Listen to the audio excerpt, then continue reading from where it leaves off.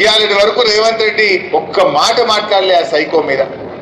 పక్క రాష్ట్ర ముఖ్యమంత్రి మాట్లాడాడు, ఇది అన్యాయం, ఇట్లా ఈ రకంగా ఆడపిల్లల్ని కోడి మెడ కోసినట్టు గొంతు కోసి చంపితే ఇది చాలా బాధాకరమైందని చెప్పి ఇవాళ పక్క రాష్ట్ర ముఖ్యమంత్రులు మాట్లాడుతున్నారు. కానీ రేవంత్ రెడ్డికి చీమ గుట్టినట్టు లేదు. అంటే పాలన గాలికి వదిలేసినటువంటి పరిస్థితి. ఇది ఇట్లా ఉన్నది. మొన్న నీళ్లు కావాలి, కరువు వచ్చిందని మేము మాట్లాడినాం. కరువు వచ్చిందా? మీకైతే మంచినీళ్ళే వస్తలేవు, సాగునీళ్ళు ఇక్కడి మంచినీళ్ళు కూడా రానిస్తలేడు రేవంత్ రెడ్డి. ఆ సంగతి కూడా చెప్తాం. కరువు వచ్చిందా రేవంత్ రెడ్డి? కన్నెపల్లి కట్టుకొత్తు అని మేమన్నాం. కట్టుకొత్తవే రేవంత్ రెడ్డి అంటే నీ పీకలొత్తుతా అంటు అంటే అడుగుడు తప్పట.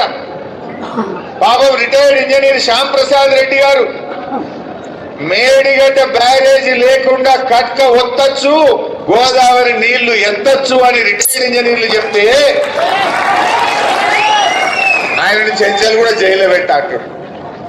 ఇదా ఒక ముఖ్యమంత్రి చేయాల్సిన పని? సరే మేం చెప్తే రాజకీయం అంటే మరి ఆయన రిటైర్డ్ ఇంజనీర్ ఏ పార్టీ కాదు, 80 ఏళ్ల వయస్సు ఉన్నది, కరువు పడ్డది, కష్టం వచ్చింది, మంచినీళ్ళు దొరకటట్లేవు, కట్టుకొత్తమే రేవంత్ రెడ్డి అంటే నిన్ను చెంచలు కూడా జైల్లో పెట్టా అంటాడు. అంటే నేను అందుకే నిన్న ఒక మాట అన్నా.